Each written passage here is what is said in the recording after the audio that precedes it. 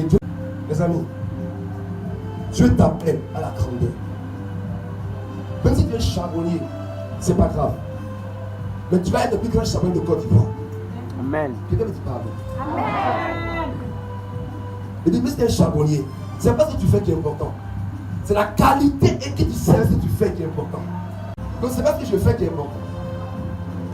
Il y a ce que je fais. Et la qualité avec laquelle je fais cette chose. Et là où elle me met.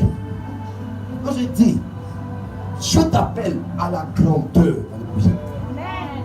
La royauté s'attache à tes pas au nom de Jésus de Nazareth. Dieu désire plus que toi-même que tu sois au sommet. Il dit, on n'allume pas la lumière pour la mettre sous le boisseau. On la met sur une montagne. Oh, Dieu dit, vous êtes la lumière du monde. Et quand tu t'allumes, il te met sur les lieux élevés. Je déclare dans ta vie que Dieu te met sur les élevés au nom de Jésus de Nazareth. La responsabilité de Dieu est de te lever. Mais le caractère est ta responsabilité. On le problème des enfants de Dieu, c'est que nous avons les dons. Nous savons chanter. Nous savons danser. Nous savons peindre. Nous savons prêcher. Mais nous ne travaillons pas le caractère. On Satan n'attaque pas le don. Il attaque la faiblesse du caractère. Alors, plusieurs personnes avancent dans la vie. Depuis un moment donné, ils disparaissent. On dit, c'est un footballeur. Il est passé où? On ne sait pas. Il est tombé. Parce que son caractère n'était pas bon. C'est un chant. Il est où? Il est tombé. Il a disparu. Parce que son caractère n'était pas un caractère stable, fait. Les amis, je vous exhorte, s'il vous plaît. Travaillez votre caractère. Travaillez votre caractère. Arrêtons d'accuser les autres. On peut t'insulter, et puis tu ne réagis pas. La réponse à l'injure, ce n'est pas l'injure. On peut t'insulter, et puis tu ne réagis pas. On peut t'énerver, et puis tu te maîtrises. Les amis, vos dons ne me suppriment pas. Vos dons ne suppriment pas Dieu.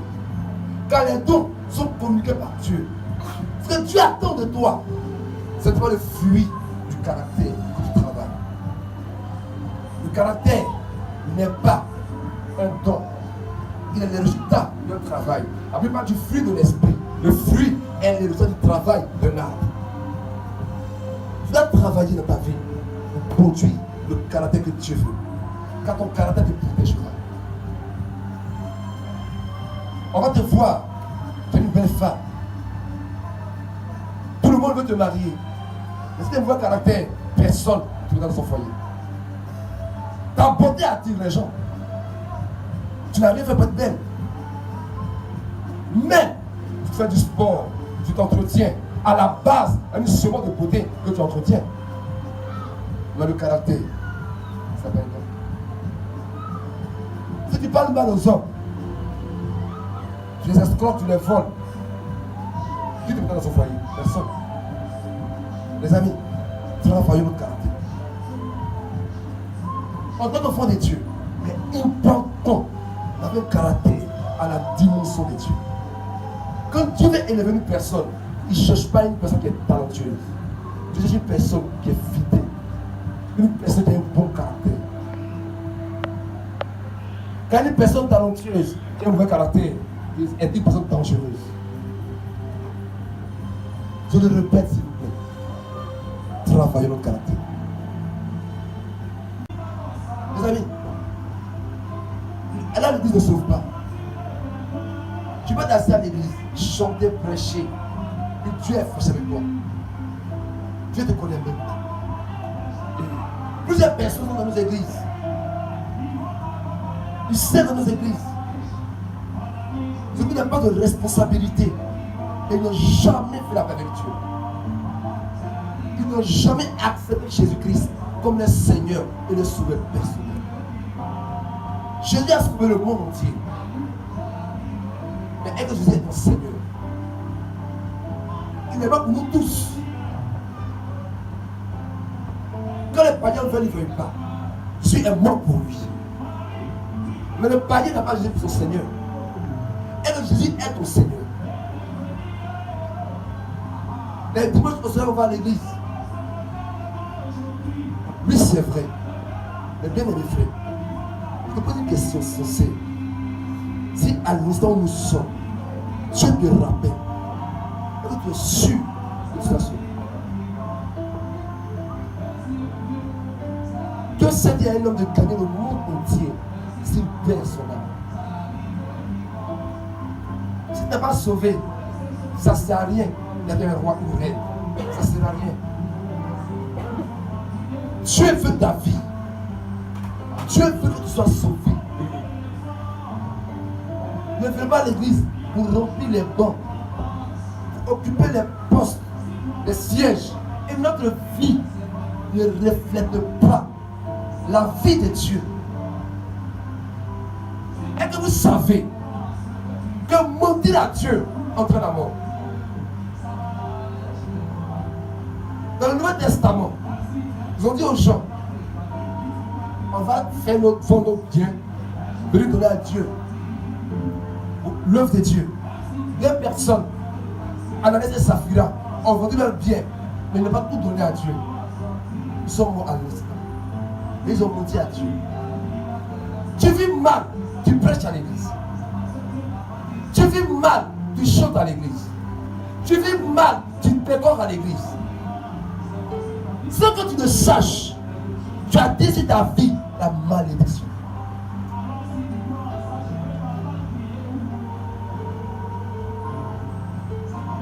Si on dit à quelqu'un, voici un féticheur, va le chiffrer. Même s'il est ivre, va te charmer de la vie. Féticheur quoi? Je dis monsieur, voici un féticheur, cherche sa fille. Il faut qu'on lui parle plusieurs fois qu'il puisse aller chercher la fille de féticheur. Mais il sait que si ça s'amuse mal, il y a la mort dedans. Mais les amis, Dieu est plus dangereux que le diable. On n'a pas peur de Dieu. On est dangereux. Regardez, mes amis. Parce qu'une personne, il n'a pas 3 enfants, il n'a pas 10 enfants, il a un enfant, un. Et puis tue son enfant à cause de toi. Il n'a pas eu pitié de son enfant. Si quelqu'un n'a pas eu pitié de Jésus, de qui va la pitié? Pour te sauver, il n'a pas eu pitié de Jésus. Je dis, Père, pourquoi m'as-tu abandonné? Tu as abandonné Jésus pour te sauver. S'il n'a pas eu pitié de Jésus, dis-moi, c'est de qui va la pitié? Si tu vis dans le péché, il n'aura pas pitié. À qui montons-nous? À qui montons-nous? À l'homme de Dieu? Tu viens à l'église et tu as une double vie. Ce que tu ne sais pas, c'est que tu as dit sur toi la malédiction. L'homme ne te voit pas, mais Dieu te voit.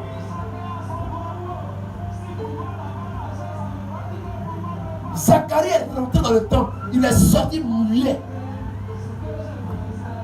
Rentré servir Dieu, il est sorti muet. Il rentrait en parlant, il est sorti pas parler. Parce que Dieu l'a frappé. Mes amis, est-ce que tu es en paix avec Dieu? Maintenant, nos chrétiens de 2000 des années actuelles, on dit c'est mon fiancé, c'est ma fiancée. Mais en fait, ce n'est pas vrai.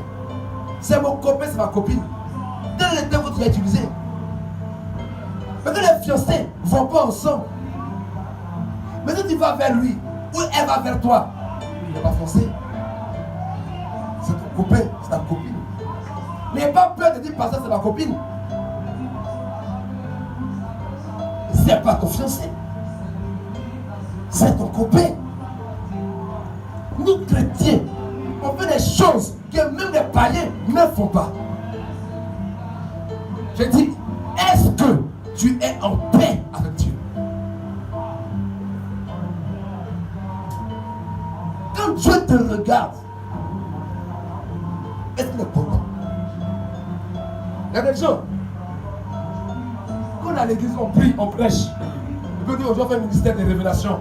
Il prie, Seigneur Dieu, ne parle pas de moi, s'il te plaît. Ah, Seigneur, cache ma vie à l'homme de Dieu. Comme un chrétien peut prier pour que Dieu cache sa vie?